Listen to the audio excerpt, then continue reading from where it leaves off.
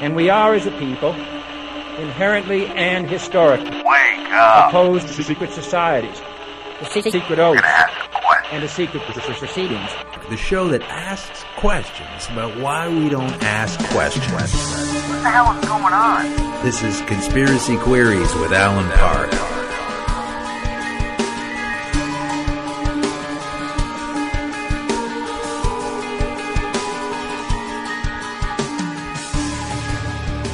Welcome to Conspiracy Queries with Alan Park. I'm Alan Park. These are Conspiracy Queries.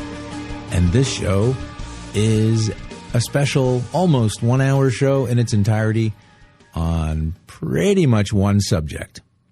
And I want to spend a bit of time doing this in subsequent shows where we focus on one topic pretty much straight through for the entire program. And that's what we're going to do today. So this is a kind of a rambling back and forth conversation that shines a light on some pretty fascinating nuggets of hidden and occulted information that I hope you enjoy at this time, whatever time it is where you are listening to this. So this is someone that I know. He is Lenny Bloom, and he's been in the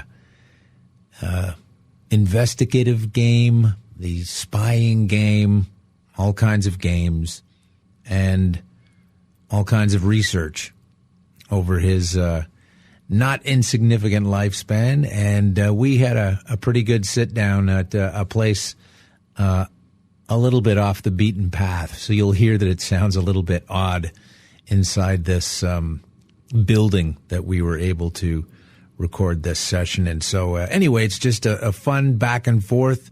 I hope you like it. And let me know if you do or you don't. Thanks for listening. And now let's go to that interview. Well, this is a fascinating location we're in now. It's hidden. It's a secret location. I will get into why that is later on. You may be able to figure out why that is while listening to the show. So things might sound a little different compared to the usual location of recording. And we're going to have a little fun with it. We're going a little wild here. My guest today is a former detective and somewhat a current detective. He was a forensic media scientist and is a forensic media scientist. There was a bit of a hiatus there. We may get into that. He started his career as a chief pilot for the OPP. For our international listeners, the OPP is the Ontario Provincial Police, Ontario being a province in Canada, much like a state in the United States. And I believe he was a helicopter pilot specifically. Please welcome to the show, Detective Lenny Bloom. Lenny, thanks for coming in today. Welcome. It's great to be back on air. It is great to be back on air. I'm glad that you're here. Now, this is an interesting topic. As you know, the show is Conspiracy Queries, where I like to ask questions because I don't have all the answers. I find it difficult to believe anyone has all the answers because you get a lot of good information from a lot of good people who mean well and try to do their best. And yet, a lot of that information conflicts. And what I've been trying to do is find the power structures, the controlling structures, if there are any, that are similar. And what I have come to believe from my research, from things that you and I have spoken about in the past, is that there are very few select groups at the top of that pyramid, which is often depicted as a headless pyramid, a blank pyramid with the capstone missing. And I believe that much of the missing capstone is what we are told are a group of people known as the Jesuits. And I wonder what your initial thoughts are on the Jesuits as a controlling society, as a protectorate of those that pull the strings behind the scenes. Well, it's great being here and discussing this because I discovered as a detective in my work that there really were no conspiracies to mention and to belittle But basically, we had a lot of state secrets that the ruling elite didn't want you to know. And matter of fact, those in the secret services around the monarch use some of their vast wealth to create propaganda and to cover up their faults and their mistakes so that they don't appear to be fallible. Now, we say the monarch. Which monarch are you speaking of? Well, in the colony of Canada, we're talking about the British Crown. The British Crown dictates. It takes monarchy to create money, and we are ruled, of course, by the Charipeder jets around the world, as McLuhan said. I mean, let's not forget, we stand on the shoulders of giants. John F. Kennedy said that the threat to his republic came specifically from secret societies. And then, of course, Marshall McLuhan talked regularly about how there were numbers of secret societies and that the arts and sciences were in the pockets of these secret societies. And he specifically named Gnosticism, Rosicrucianism, Freemasonry, and Popery as the secret societies. They're the four secret society culprits. And at the top of them, are they all being controlled and directed by the Jesuits? Remember, Shakespeare pointed out that we live in Caesar times. As Rome rises in the end times, there's a Caesar coming, and the Caesar's already behind the scenes. And the Caesar of Rome, the Holy Roman Empire, is rising today and historically, and with it comes the Caesar, the emperor, the man who's head of the world government. And you would say that that man is alive today? The man's alive, and he's in the background. He's invisible to us right now. Now, is that what people refer to as the Antichrist? Is that who you're referring to, or is that someone else? Yeah, certainly there's a number of Antichrists, but there are a number of Antichrists. And Antichrist, and then one final Antichrist. So before the Antichrist, capital A, there's a number of small a Antichrists, Mussolini, Hitler. There's a lot of small a Antichrists. But you say the main capital A Antichrist is alive among us today. Yes, and behind the scenes, we don't know who he is right now. You don't know who he is? He may not yet even fully know who he is. Okay, well, thanks, everybody. The show's over. I thought I really had something here. We don't know who he is. No, okay, people are deceived by Satan, of course, Revelation 12:9. The whole world is deceived. So he only lets a few people at the top of the pyramid in on it. And that's why if you look in the American dollar bill, there's a pyramid. Do they still make those? And then remember, the top of the pyramid is split off from the bottom of the pyramid. Right. And it has an eye in it. Yeah, and that eye is symbolic of? IHS, of the Jesuits. Okay, let's get into that. Now, the IHS, Satan or Seth. That's what IHS stands for when you see that on the Jesuit symbol. Yeah. All right. Okay. So they're the Praetorian Guard of this Caesar. The Caesar that's there, the structure of the Caesar and his Praetorian Guard, have been there since the 30s. It's slowly rising. Okay, let me say that not everyone listening to the show, not everyone on the planet believes in a Satan or a God or what have you, and you're bringing up references that come directly from the Bible. Revelations, for example, you just mentioned. Give me a clue or a line of thought where I realize to you that doesn't matter. You know what you're talking about, and you're comfortable. If someone doesn't believe it, then that's their problem to learn about that there is a Satan. But what would you say in the way of history, going back several hundred years if necessary?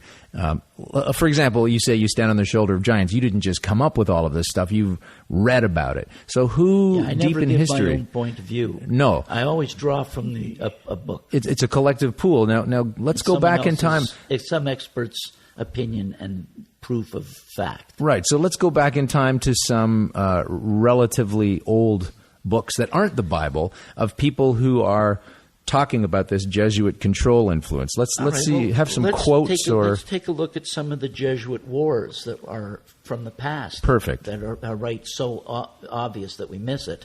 And it has to do, remember the movie A Man for All Seasons? It was how the Archbishop of Canterbury sided with the papacy against the throne of David, a.k.a. the British throne. And the Archbishop was beheaded.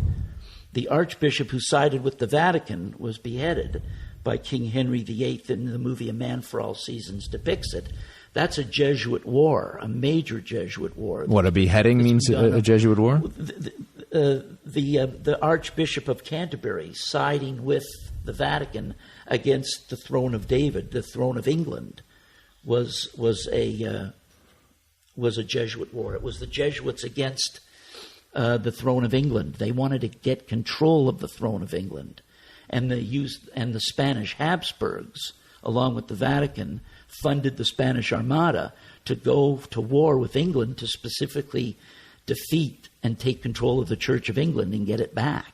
How do they manage to? Well-known history. That's known. There's a movie about it. The movie Elizabeth is all about the Spanish Armada coming. So these things are all there. The Jesuit wars are right in front of us. But we don't always see those motives, and we're often told that the motive is something else. Almost any time there's a war... Matter of fact, even in the movie Elizabeth, you get... The more recent movie, yeah. Both of them. He says, what of the Jesuit? Right in it. It's right in the movie. He says, what of the Jesuit? In both movies, and then at the beginning of the movie, when the Spanish guy is looking over the Armada being built, he says, we're ready to take England. Get me my Jesuit. And, of course, you know that Abraham Lincoln said, if it wasn't for the Jesuits, there'd be no American Civil War. So we're standing on the shoulders of giants. It's not something I'm saying. It's Abraham Lincoln. It's William Shakespeare. When people speak, though, about Abraham Lincoln and his death, and they often tied in with Kennedy's death, and there are the symbiosis of Kennedy's secretary was Lincoln, Lincoln's secretary was Kennedy, and all those sort of amusing things. People don't often, generally speaking, bring up the Jesuits, and they somehow manage to cloak themselves in a sort of a let's not talk about this dome. And this is the dome that I want to crack open today. I don't want to go through all the details, but on Skolnicksreport.com. Sherman Skolnick. What is the website again for that? Skolnicksreport.com. Okay, let's spell that for people because not every... Skolnicks. Reports, plural. Skolnicksreports.com. May he rest in peace. Yeah, or just Google Sherman Skolnick. Okay. On his website, a great researcher who's no longer with us. He wrote about the 7 U.S. presidents that had been murdered by the Jesuits. McKinley, and he showed all of them and the details behind it. Including Kennedy. Including Kennedy, of course. Yeah. All right. Yeah. And let's go back and peel open some quotes here. I'd like you to read some, or if you'd want me to read some of the quotes given by some very influential and well-researched people. And again, I ask you, how do the Jesuits manage to gloss over or get people to gloss over these jarring facts, these incredible admissions and proofs of guilt as far as controlling and manipulative? I know you're thumbing through a couple of things here, but I know you have it all like a virtual encyclopedia. So give me a quote here that's both jarring and telling, and let's speak to how they maintain the secrecy around these facts. G. Gordon Liddy, 1980, in the autobiography of G. Gordon Liddy, said the following, quote, "As much as I had admired the German Benedictines, I admired the Jesuits more. The Society of Jesus was something special. The shock troop of the Catholic Church. These men ran the world, and it was obvious that they enjoyed it." And when he said these men, he means the Jesuits at the Fordham University Club. So that's right in there in the parentheses. He knew that these men ran the world, and he was a Jesuit-trained FBI agent and co-conspirator in the JFK assassination. G. Gordon Liddy. G. Gordon Liddy. Famous, of course, for as well he was also involved in the Watergate situation, wasn't he? And then went on to have his own talk show, right? G. Gordon Liddy. Yeah. Yeah. Okay, what else have you got here in the way of a quote? Something... Well, just to go back even further, in 1886, a Presbyterian, former priest of Rome, Charles Chiniqui, in 1886, in the book 50 Years in the Church of Rome, he said, quote, "Rome is in constant conspiracy against the rights and liberties of man all over the world, but she is particularly so in the United States," unquote. Right. So that is, and there are hundreds and hundreds of well-researched quotes. There are books filled with information, none of which are at the top of the bestsellers list at this time or any other. But pretty much irrefutable stuff once you start diving into it. Now, what I'd like to talk about is, speaking of control of politics, when you're going to be able to facilitate the murder of a president or 7 presidents, how do you manage to throw suspicion off of you as a suspect time and again, as they have been able to do?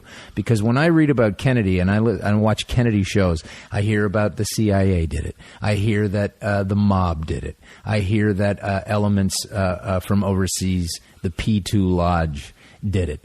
I never hear the Jesuits were involved.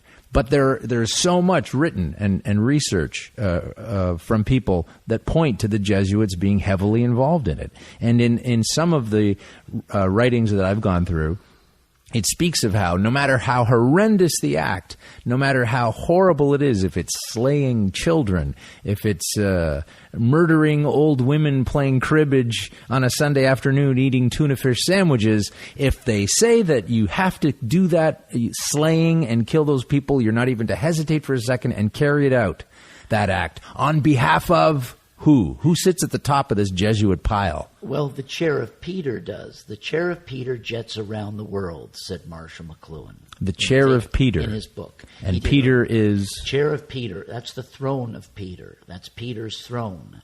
That's the power today in the world. And who is sitting on Peter's chair right now?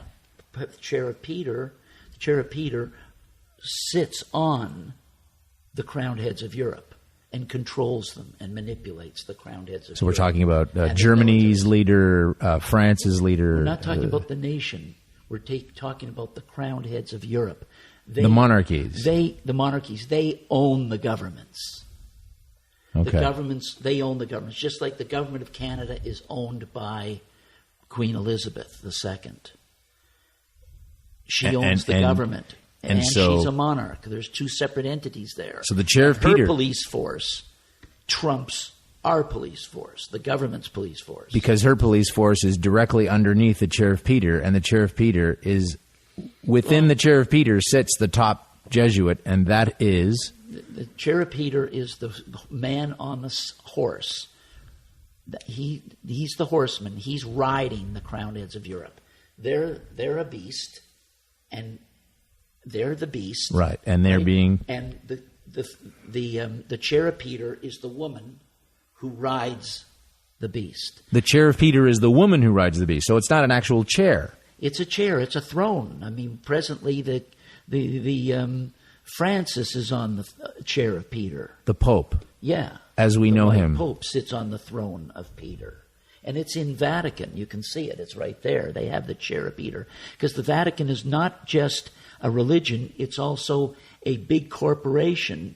And it's a nation state. And it has a seat at the UN as a nation state. It's recognized by the UN as a state. But it also has a monarchy.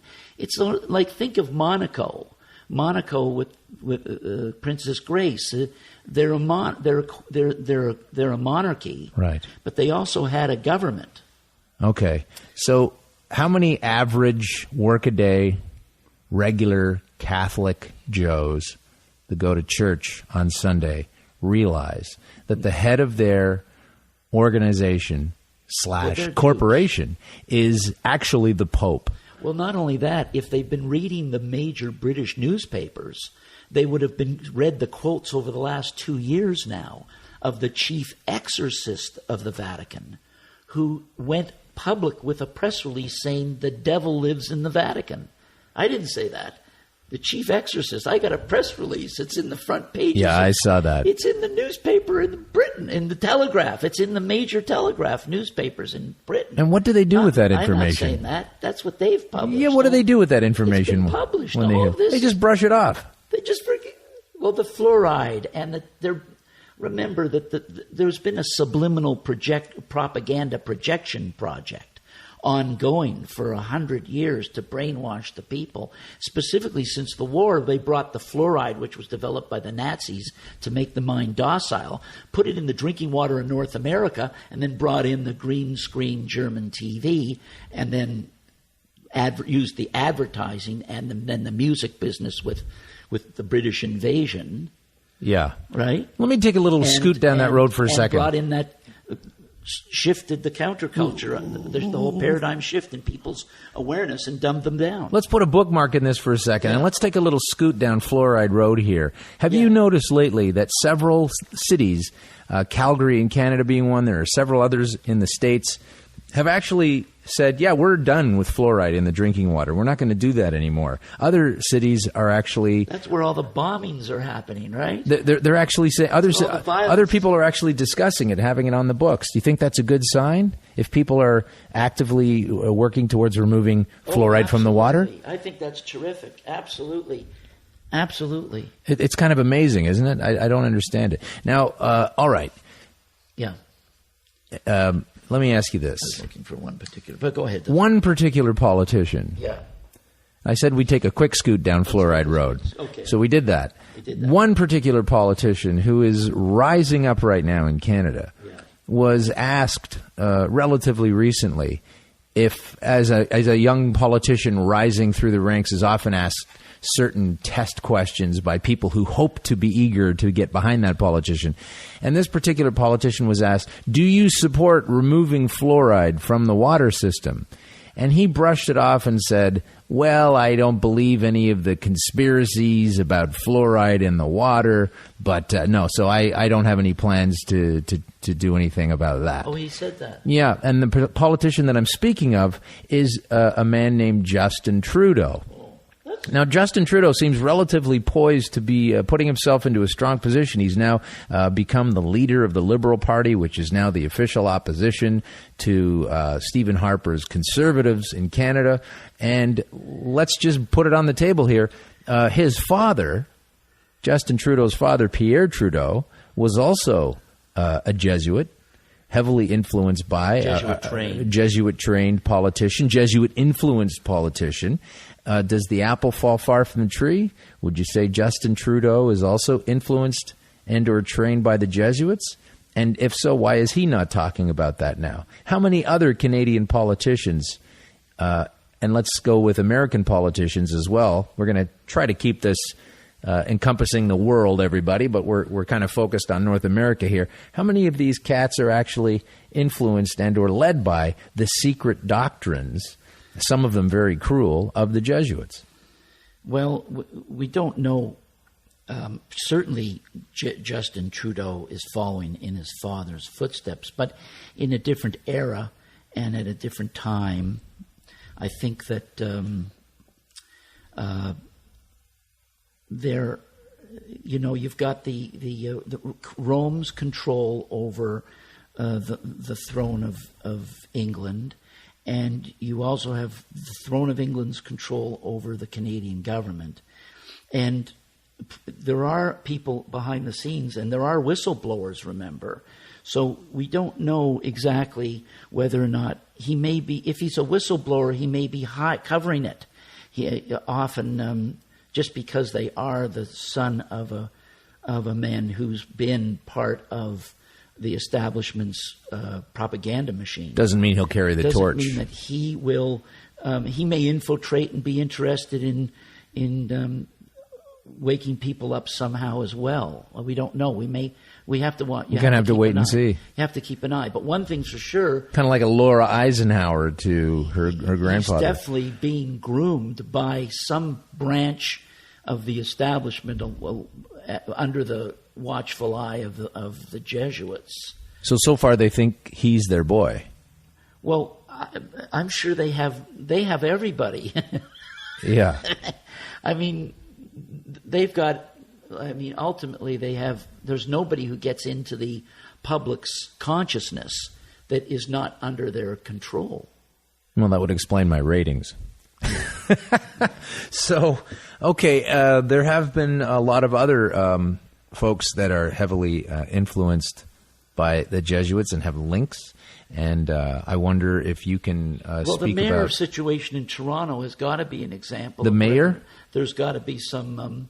the mayor of Toronto? Jostling within the ranks. Sometimes what happens is Rome gets two agencies battling with each other. They control both of them. They control the controlled opposition. They control those in favor of the expressway versus those against the expressway. Yeah. And get them fighting. And that way they can make iron sharpens iron, so they can breed better soldiers by getting them fighting with each other. Because and this is what they did in Rome during the Colosseum. Now, this is an ancient tactic that works quite well. They did it in the Colosseum. The Caesar did it there, and he's doing it now. And that's what they did in the Colosseum. He put one gladiator against another. And now what they're doing is they put the KGB versus the CIA. And then they may turn off and grab the FBI and put them against the Mossad. I mean, they'll start fighting within them. And remember, there's been reports of when Blair came to Capitol Hill. Tony Blair, Prime Minister of England. When they were pulling off when they were starting to prepare, and you could see that they had convinced people that there was yellow cake in Iraq. Niger, yeah, and right. It was part of the State of the Union address. It was so serious. When they floated that lie and it started to gain ground, you had a gun battle in the parking lot of the Congress. When Blair came, they actually started shoving each other. They tried to block him from getting in to the Congress for the State of the Union address. And after he got through safely, they had a gun battle. So there are factions. They promote factions. Rome promotes factions within its own intelligence agencies just so that to get the rust out. And if 500 guys get shot and killed, and who cares? Or 100 guys, or and that's whatever it costs to clean it up. And they bring in the painters and they bring in the guys who cement it. And to get those guys not to talk, they take them to bordellos and they give them a good time. And compromise them. And they compromise them. They give them a bordello and they give them a good time. And then it's like, you make sure you never say that you were brought in to patch all these bullet holes in the parking lot of the Congress. So many of these kinds of tactics covered up. It's a tactic that works. I recall. Covered up. I don't know this to be a fact that this is coming where you're coming from, but I remember a long time ago, the beef industry was quite prosperous in the 70s, and in and around that time with people were getting eco-friendly and anti-pollution, and that was the time when people started saying, "Yeah, I don't want to eat beef anymore. Beef is garbage. Let's have soy burgers and be groovy to the planet." And they started growing soy, and it seemed like this alternative. But before you knew it, yes, the controlling beef interests wound up owning the soybean companies. So they're still making money, whether someone becomes a vegetarian or doesn't become a vegetarian. They're still selling the same product, and they're selling the product regardless of who wants to eat anything. This is a similar tactic they use all the time, controlled opposition. Is this not the case as well for, let's say, American politics? I mean, you've got the Republicans and the Democrats. They're effectively two faces of the same corporatist power structure. Now, you're saying that that power structure, again, is headed by the chair of Peter. The top of the line is the Pope. The Pope is the true power on the planet. Now, the Pope always wears white, doesn't he? The white pope wears white, and the black pope, who's the superior general of general of the Society of Jesus, he's called the black pope. So there are two popes. And quite frankly, the white pope, when he goes to see the black pope, he's subservient to the black pope, while giving the impression that the white pope is is at the top dog. Right. And in the pictures you'll see, whenever the Queen Elizabeth goes to visit the White Pope, she wears black. She's subservient to him. And that's ever since, of course, the time when the Vatican, through the counter-reformation, took back control of the throne of England. So this is a little bit confusing for me. So the Black Pope, Cherub Peter lost control of the throne of England during the Reformation, Okay. and the Church of England was created. And the goal was to get that Church of England, get that church back, and all the people who now had the ability to think for themselves. With the breakaway, the end of what created the Dark Ages was the Vatican. What ended the Dark Ages was the Reformation, with Martin Luther's nailing his 95 Theses on the wall of the Wittenberg Church, claiming that man's made in the image of God. He's not an animal to be kept in the dark. And that gave birth to the Renaissance. Okay, just going back to the Black Pope. The Black Pope is above in power and control to the White Pope. To the White Pope, yeah. But when the Queen visits the White Pope, she's wearing black and is subservient to the White Pope. She's subservient to both popes. To both popes. Yeah. She's also subservient to... She's one of the crowned heads of Europe, and she used to be the chairman of...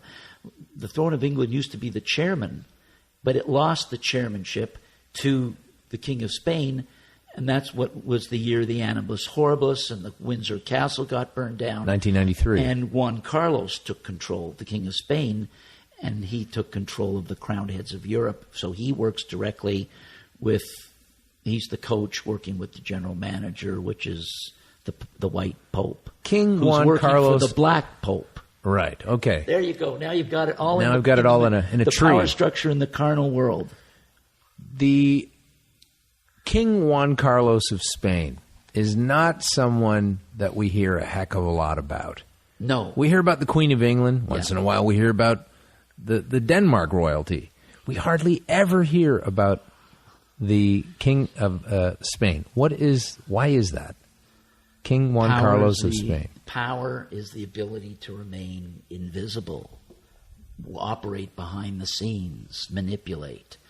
Any monarch that is in the public eye, by definition, is a lot less powerful. The more visible they are to Joe Public. The more visible they are to Joe Public, the weaker they are in reality behind the scenes. The weaker their banking system, the weaker their military, the weaker all their forces, all the king's men, all the king's horses and all the king's men, as they weaken, they become visible to the public.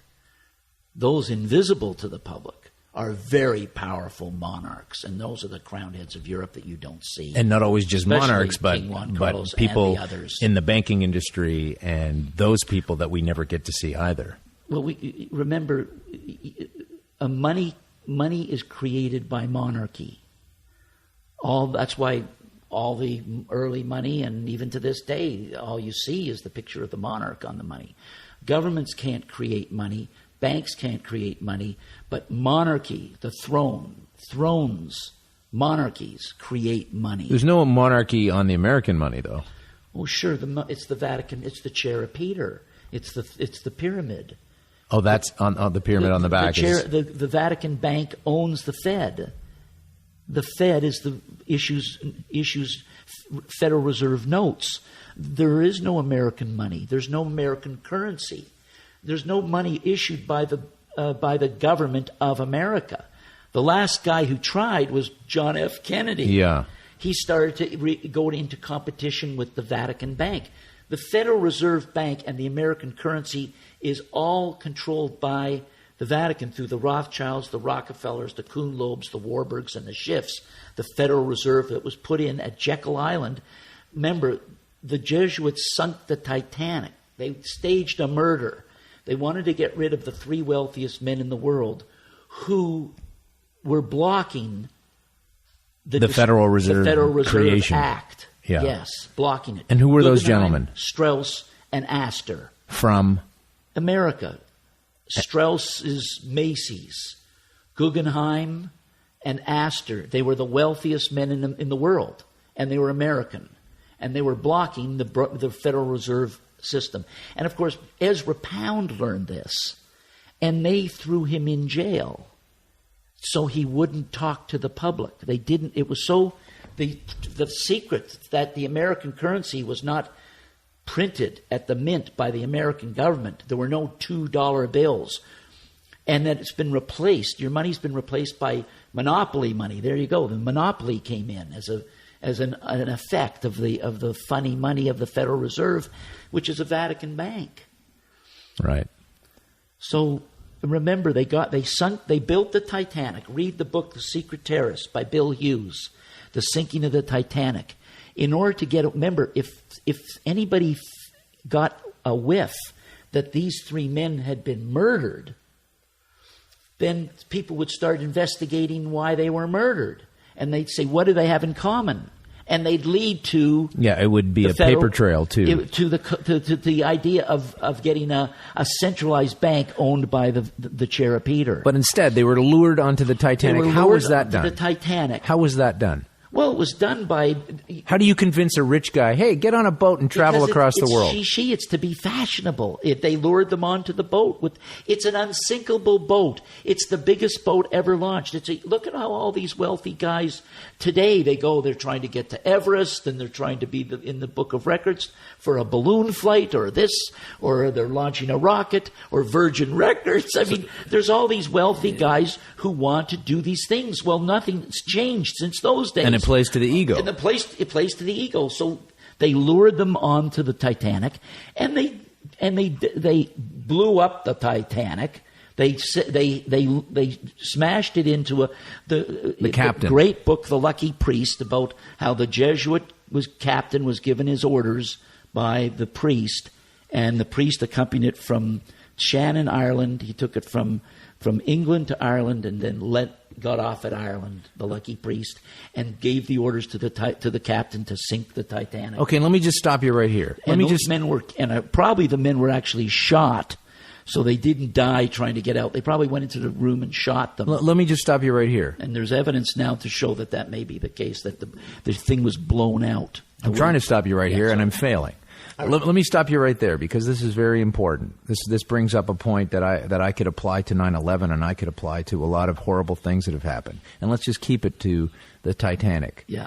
In order to pull off what you're saying happened, yeah, and what this author of the book, once again, The Secret Terrorists by Bill Hughes, is saying, which you can, by the way, download freely available on the internet. He is saying, and I'm going to put this into as brief a nutshell as I can. Okay, Lenny, this is what I'm going to tell you, is that these gentlemen who were blocking the creation of the Federal Reserve, which was a way for the controlling financial interests, led by the Pope, led by the Jesuits, to make an unbelievable amount of money in perpetuity and at the servitude of the citizens. This particular trio of gentlemen were lured onto a fantastically expensive, supposedly impregnable ship. And then the captain, who was also Jesuit-controlled, Edward Smith, was controlled and told, listen, buddy, you have to sink this ship and you have to go down with it. And all of the other passengers who are completely innocent, regardless of their financial status in life, are going to die. And that's okay, because we need to kill these three guys. So we can bring in the Federal Reserve. That is absolutely horrendous. Can I read a quote? And I know that that is absolutely horrendous. And how many people do you think, on a scale of 1 to 10, can possibly wrap their heads around the deliberate maliciousness and evil of such a crazy, horrible plan? Out of 1 to 10. How many people, before you get to your quote, we have time, how many people believe this? 3? 2 out of 10, maybe? I don't know. But the people involved know about it and knew about it. That the captain would say. And there were whistleblowers who were involved who knew it and came out, Jesuit whistleblowers who came out and talked about it. that a captain would say, oh, sure, okay, yes, I will crash this boat so that it goes down and I will die for the greater cause, which is this Jesuit nonsense that they need to tank these guys who are blocking the creation of this money system? Exactly. What kind of twisted mind would go along with such a plan? These 3 men were coaxed and encouraged to board the floating palace. They had to be destroyed because the Jesuits knew they would use their wealth and influence to oppose a Federal Reserve Bank, as well as the various wars that were being planned. Edward Smith was the captain of the Titanic.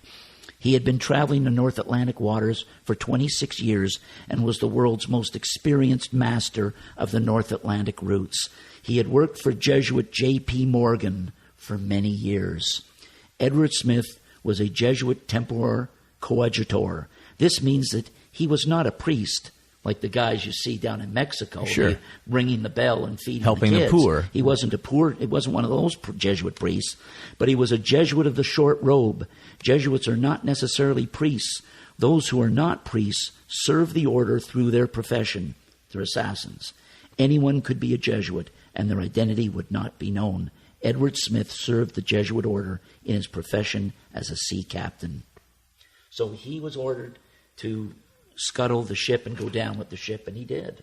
And he's okay with that because he believes, that captain, that it's for the greater good of his Jesuit cause. Alan, every day in the news we read about Muslims who put a bomb on their kids and on them and blow themselves up in a Jerusalem bus. Well, I didn't say they were any more sane than this captain. They believe in their cause. Yeah. They believe in their cause, just like Edward Smith believed in his cause. So what the Jesuits do is they brainwash MK Ultra, these people, to believe so much in the cause that they'll give their life to it. And they get them on a shelf and get them ready to be the next sleeper in the field. Right? The next MK Ultra, the next DC sniper. Remember when Bush was selected, not elected, by the corrupt in 2000 Supreme Court?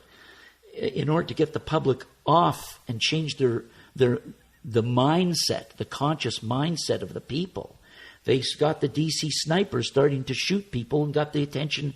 It's a false flag. They didn't kill if they killed some women or children or pregnant women. They sent a guy out there to start shooting people at gas stations so that people wouldn't be thinking about how Bush wasn't elected. How do they convince people? Public manipulation of the mind. How do they convince evil, people? Really. Whenever this kind of topic comes up for discussion, I come up against so many people that say, nobody would do that to their own people. How could you believe such a thing? Who would actually go ahead and be fine with taking out collateral damage like little kids and mums shopping with their babies in a situation like that? It's really important for me to get to the nugget that is the callousness and the uncaring of mankind and the cruelty of someone that has an agenda, such as the creation of a Federal Reserve or trying to throw the light away from the ridiculousness of selecting rather than electing a president, that people will be killed in the sun. No one can believe that in 9/11 that could be not no one, but many, many people can't believe that people in the United States from America were involved in the killing of, as they always say incorrectly, 3,000 Americans died on that day. They can't seem to get their heads around the fact that it could be an inside job. Yeah, prophetically, we're in the days of as in the days of Noah, so it will be at the end times, and so we're going to have, as the earth is in childbirth and groaning in childbirth, we're going to have, like 2001: A Space Odyssey, the rebirth of the Star Child. On the way to the rebirth of the Star Child, we're going to have a lot of terrorism and rumblings and all sorts of problems as we go through the eye of the needle. But it's going to get very, very, very. Mankind's going to come to the point of annihilation. He's going to come consciously to the point of self-annihilation. Once the wars start, once the four horsemen really hit, and you've got the wars and the disease, and it's like bring out your dead. There's a truck going down the road every day to bring out your dead, and the plague hits. Then you'll see they change their attitude, and chance maybe they'll turn around and But you have to save get so themselves. far to the line because people don't want to believe or can't wrap their heads around the fact that their own fellow good men supposedly are actually fomenting a lot of this unrest. But, plagues have the effect. In the past, when we got like this, it ushered in plagues, major plagues. And we know at the end time now, hundreds of millions are going to die of the plagues. Hundreds of millions. Think of that. We're on the verge of hundreds of millions. Are going to be annihilated, and that's going to change mankind's going to soften his heart, I would imagine, a bit when that many people around him start dying off. Or sign up to go to Mars with a no chance of returning to Earth because it's got to be better than what we're stuck here with. Al, we're prophetically, we're at a point where if you don't believe in God, that's fine. But if you don't believe in God, then one thing's for sure. Mankind is on the railroad. You can't stop it. It's going to annihilate itself. And if there's no God, then it's gone. If there's a God, it'll be rescued. But if not, mankind's going to annihilate himself. We're getting to the point now where there's not going to be any atmosphere. There's not going to be any food. We're on the verge of major environmental collapse and breakdown of the planet. We're going to start to get storms. Every thunderstorm now is going to be like a hurricane. And at the top of this, we're going to get wiped out. At the top of this horrendous directional shuttlecraft into oblivion, again, is the Society of Jesuits. Yeah. Now, I want to say something. We were talking about King Juan Carlos of Spain, the very powerful monarch, because most people have never even heard him, wouldn't be able to pick him out of a photograph, and very heavily involved with the Jesuits. Here's a man who often comes to Canada, Quebec specifically, and visits a gentleman named Paul Desmarais. Yeah. Desmarais. Paul Desmarais is the head of an organization called the Power Corporation. Has been since 1967. And since 1967, Paul Desmarais and the Desmarais family have been heavily influential. And I would say there are Jesuit links there that are undeniable. They have had the ear of the Prime Minister, Pierre Elliott Trudeau.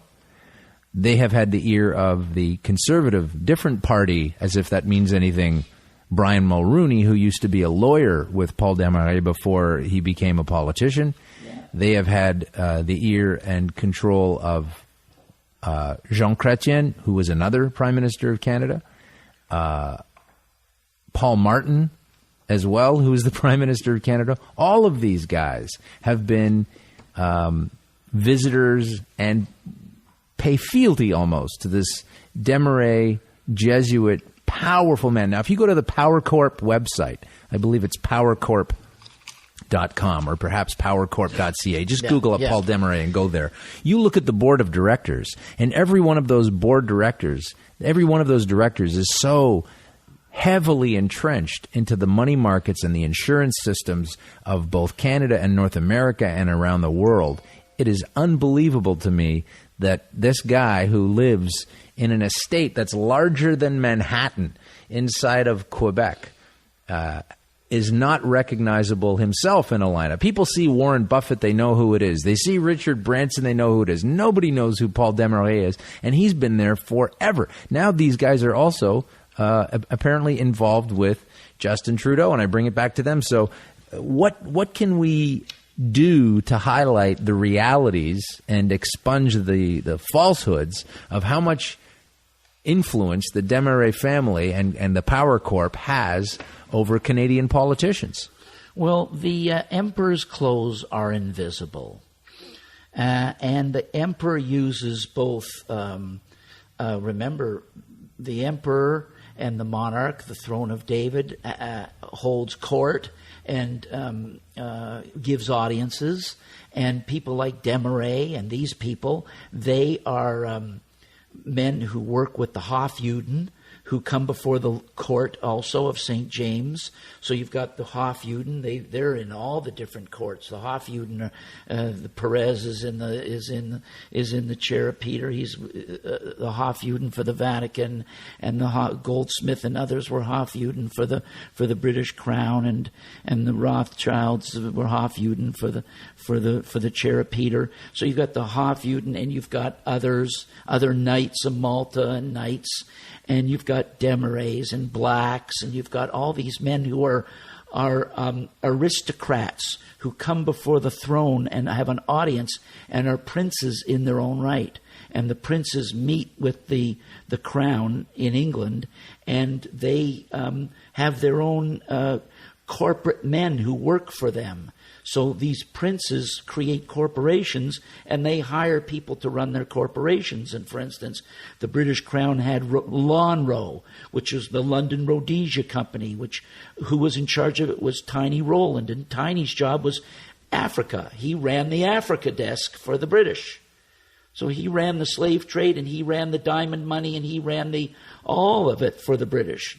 So he was a top spy, top guy. And Lewis Mortimer Bloomfield in Montreal, and of course Stevenson, Sir William Stevenson, Maurice Strong, and Brian Mulrooney and Iron Ore. Those are corporate clothing of the monarchy. Iron Ore. The Queen owns it. And let's remember that in 1600 and 1500 and in the 1600s, it was the monarchy. There was no English government. So the exploration of this country, Canada, was done by the monarchy, was done by the Hudson's Bay Company. So the monarchy created the first corporation, the Hudson's Bay Company, and owned all the stock and put its money into the Hudson's Bay Company. The Hudson's Bay Company went out to North America, and as far as they were concerned, it's like us going to the moon. We're sending the ships. There's no one out there. They didn't know about the Indians, so leave that aside. But they're going out there to conquer to new lands, and whatever Hudson's Bay Company finds, it's the possession of the company. Who put out the money for those ships that discovered Canada? It wasn't the British government. It was the monarch. The corporate, through a corporate structure. So we have nothing but we live on Crown land. That's what Crown land is. It's owned by the Hudson's Bay is her front, right? And out of the Hudson's Bay come all the police forces of Canada, because you get the Northwest Mounted Police, and from the Northwest Mounted Police you get the RCMP, and from the RCMP you get every police force in Canada. So all the police forces are controlled by the monarch. I mean, when I flew as a chief pilot for the OPP, there was a crown on the plane. Above the word OPP, it had a crown. That's the English crown. Right. So it's all controlled, again. The police force in Canada is all loyal to the crown. And they're all corporations, They and don't deny it. and the crown is a It's corporation. right in black and white in their charters. And the Privy Council controls the government. The Privy Council controls the parties. The Privy Council works with the Queen. From the Privy Council come the parties. The parties are all controlled by the Privy Council and the Law Society, which is also part of the Queen's Council, the QC. Right? Right. The QC, the Queen's Council. Lawyers in Toronto are QC's, Queen's Council. They work as lawyers for the monarch. The Hudson's Bay Company, the Bank of Imperial Commerce. The Crown is involved in imperial commerce. CIBC. The business of the Crown. Right. The business of the Crown is to fund the Hudson's Bay Company and go discover Canada. Fund the CBC and take control of the media. Fund Rogers and control the cable so we can control their minds. And so it all comes down to this same The Crown power makes structure. money and creates money. And so just take out a dollar bill. Just take out money, and it's got whose picture on it? Is it the Queen of England. Government? No. So money comes from monarchs. Only monarchies can print money or give the power to print money. So she controls the money supply of the country. And if you control the money supply, you control the country. The Fed controls the money supply of America. Doesn't matter who's elected president or not. Let them have all their conventions and everything. We control the price of money, the interest rate. And that seems to be sliding out of control right now. And that's why the Fed controls the United States, the Vatican Bank. And the United States was turned into just a district. It's called the District of Columbia. And that's why they were able to shut down the government. Because it doesn't matter who's running the government or who's in charge of the government. Shut down the government. And that's why it's no problem to lure 3 multimillionaires onto a ship to bring them to their death, because they could see down the road that this is the control and the power that they were going to have if they could run the money game. And of course, they did it at Jekyll Island. Think of the Jekyll, the whole Hyde and Jekyll and Hyde. Right. That's where the meetings were to organize the Federal Reserve. We're not going to tell them that. We're going to fool the people. It's a shell game. We take away your real money. We give you phony money, monopoly money. We control the bank. I mean, the monopoly. Just look at Monopoly. That's an example of Vatican control. They control the bank. In Monopoly, if you own the bank, you control everything. And that's what we wanted to get to. Who controls everything? And the control is what we were talking about. Lenny, you have led us to a cliffhanger. It's been fantastic. We are going to have to pick this up and continue another time with a part 2. Will you come back? I certainly will. Thanks for listening to Conspiracy Queries with Alan Park. Please offer comments or complaints by emailing conspiracyqueries@gmail.com or on Twitter @con_queries or at our website, conspiracyqueries.com. Thanks for listening.